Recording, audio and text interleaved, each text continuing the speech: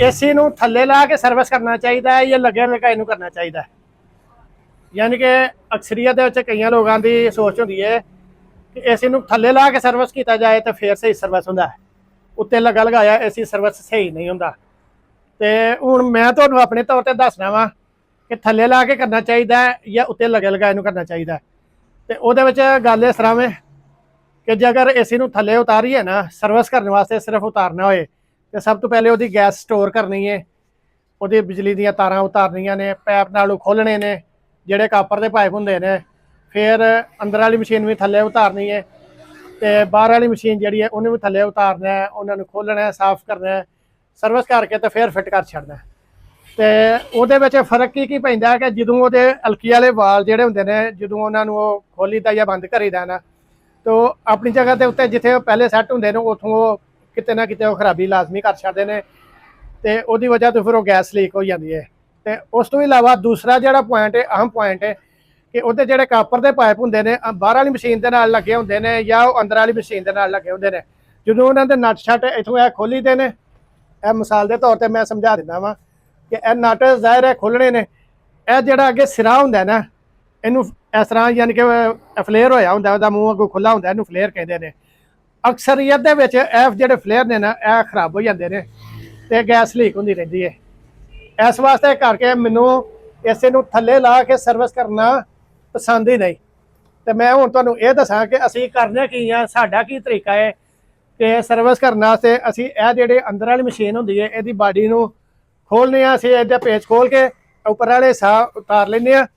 ते उहदा जिहड़ा वैपरेटर हुंदा सामने पैप आई जांदे ने, यह साडे कोल हुंदी है, यह कपड़ा एक स्पैशल बनिया हुंदा है, एसियां नूं सर्विस करने वास्ते ही बनिया हुंदा है। तो इस तरीके नाल इहनूं इत्थे चढ़ा लईदा।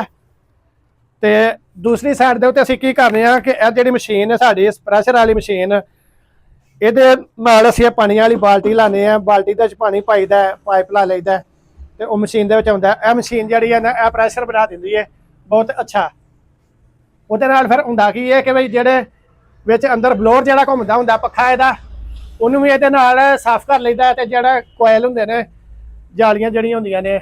ਜਿਨ੍ਹਾਂ ਦੇ ਵਿੱਚ ਉਹਦੀ ਹਵਾ ਗੁਜ਼ਰਦੀ ਹੈ ਉਹਨਾਂ ਜਾਲੀਆਂ ਨੂੰ ਇਹਦੇ ਨਾਲ ਅੱਛੇ ਤਰੀਕੇ ਨਾਲ ਸਾਫ਼ ਕਰ ਲਿਆ ਜਾਂਦਾ। ਜਿਹੜਾ ਗੰਦਾ ਪਾਣੀ ਹੁੰਦਾ ਉਹ ਇਸ ਪਾਈਪ ਦੇ ਵਿੱਚ ਉਹਦੀ ਹੋ ਕੇ ਥੱਲੇ ਖਾਲੀ ਬਾਲਟੀ ਰੱਖੀ ਦੀ ਹੈ ਉਹਦੇ ਵਿੱਚ ਜਮ੍ਹਾਂ ਹੋ ਜਾਂਦਾ। ਯਾਨੀ ਕਮਰੇ ਵਿੱਚ ਤੁਹਾਡੇ ਦੇ ਵਿੱਚ ਕਿਤੇ ਕੋਈ ਗੰਦ ਨਹੀਂ ਪੈਣਾ ਕੋਈ ਵੀ ਹੈ, ਸਾਰਾ ਗੰਦਾ ਪਾਣੀ ਉਹ ਬਾਲਟੀ ਦੇ ਵਿੱਚ ਆ ਜਾਣਾ। कुछ पानी जो ड्रेन का पैप लगा होंगे उस रस्ते बाहर चला जाता है। इस वास्ते सब तो बेस्ट तरीका कि अंदर वाली मशीन जी होंगी है इनू जो सर्विस करीदा तो ये जोड़े पाइप होंगे ने वो होंगे ने ठंडे होने होंगे ने, इस वास्ते उन्होंने जो डस्ट वगैरह होंगी है वो जमी होंगी है जी कि इस प्रैशर तो बगैर नहीं निकलती। तो जी बाहर वाली मशीन होंगी है ये पैप तो बाहर वाले गर्म होने होंगे ने क्योंकि ज़्यादा लोग पूल ते चलाते हैं तो बाहर वाले पाइप गर्म होंगे ने तो अंदर वाले ठंडे होंगे हैं। तो इन्हों के डस्ट जी है ना वो जमती नहीं, उन्होंने सिर्फ और सिर्फ की करीदा है कि पाइप के नाल यानी कि पिछू यह पाइप अगर टूटी के नाल लगा हो फर्ज करो तो इनू अंदर वाली बाई जाली के उत्ते इस तरह रख के यानी इस साइड तो इस रुख को रख के सिर्फ जाली के उत्ते ही पानी मारीदा। तो अगे जो पक्खा शक्खा होंगे या मोटर होंगी है इनू जरूरत ही नहीं पैंदी क्योंकि मैं तुहानूं अपने दलील के नाल अथेंटिक तरीके नाल ही गल दसांगा कि सऊदीया दे मैं बड़े साल रहा वां, उत्थे तुहानूं पता है कि डेजर्ट है, सहराई इलाका है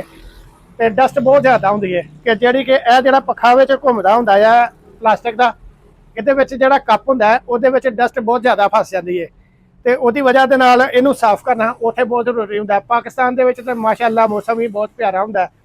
कि बारिशां हुंदियां रहिंदियां ने या वैसे भी हरियाली है, इन्नी ज़्यादा डस्ट होंगी नहीं।